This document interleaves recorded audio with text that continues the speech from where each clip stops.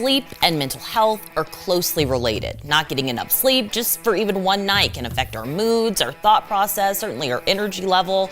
And people with existing mental health conditions are more likely to have chronic sleep issues or insomnia. We're a trusted authority in the space, and it's something that's easy and peaceful and enjoyable. It's pleasant. It's hard for people to get into a state of relaxation. How can Myndstream help with that? The worst thing to do if you're struggling to sleep is try and remember. Say goodbye to sleepless nights, because Myndstream has the answer. We're sitting here with Freddie Moross, CEO of Myndstream, and what we really want to do right now is talk about what quiets the mind.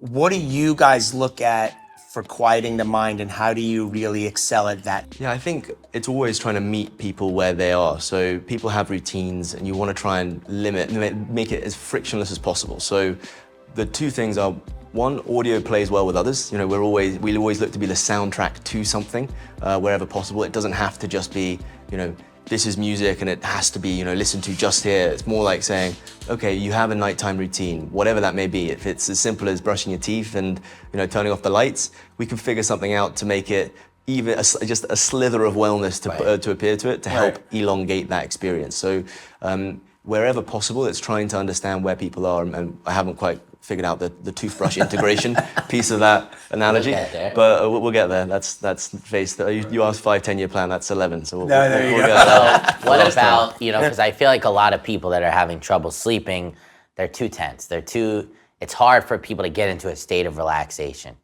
How can Myndstream help with that? Try and get you out of your own head more than anything. The worst thing to do if you're struggling to sleep is try and remember, how do I sleep? It's like you just kind of get on an absolute train and have no idea of how to get yourself there. So having a tool that you can trust and rely on, that you can know, I can feel more relaxed by listening to music.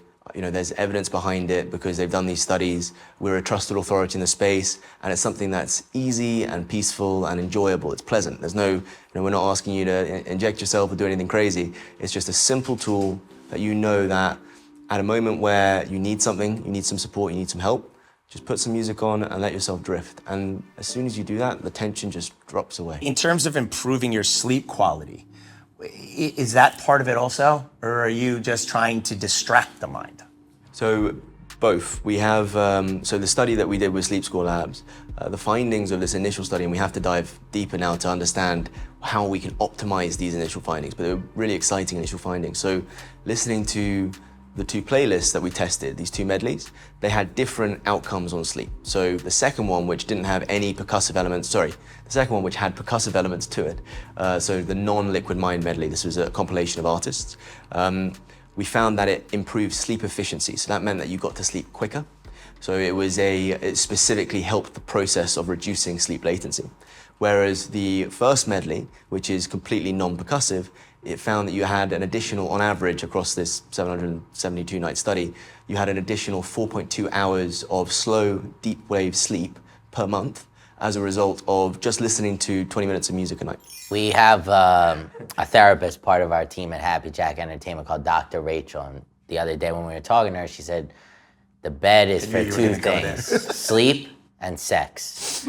And, you know, she said that you have to condition your body that when you go into bed, it's for one of those two things. So talking and somehow pivoting this into the sleeping, how important is it getting to bed on time at a certain time every night and creating that condition for the body? Sure. I'm glad you went down that direction.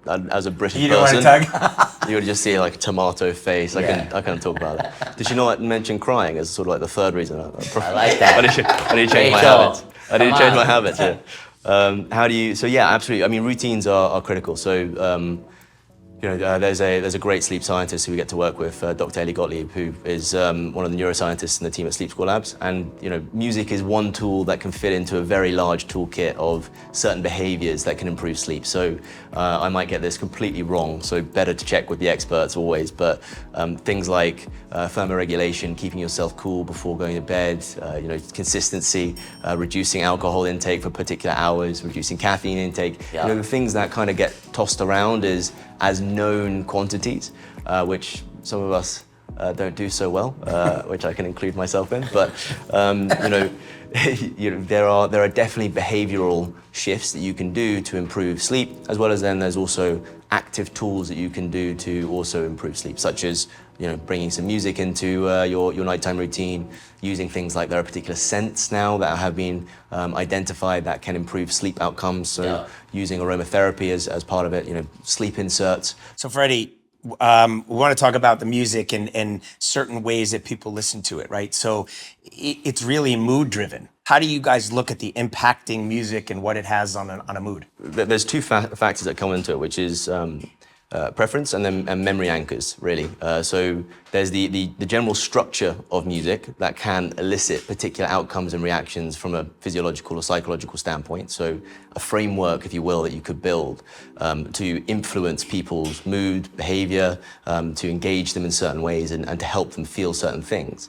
And that is a structure you can develop in the literature. So I liken it kind of similar to a nutritionist to some degree. So, a nutritionist has a relatively good understanding, has built a clear guidelines of this is what gluten is.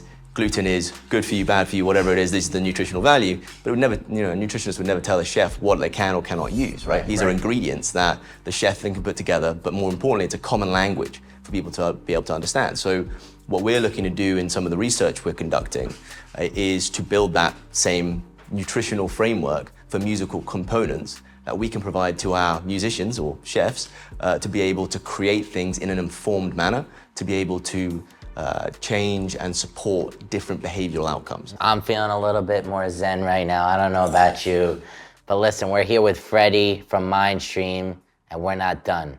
Stay tuned. This is Misunderstood.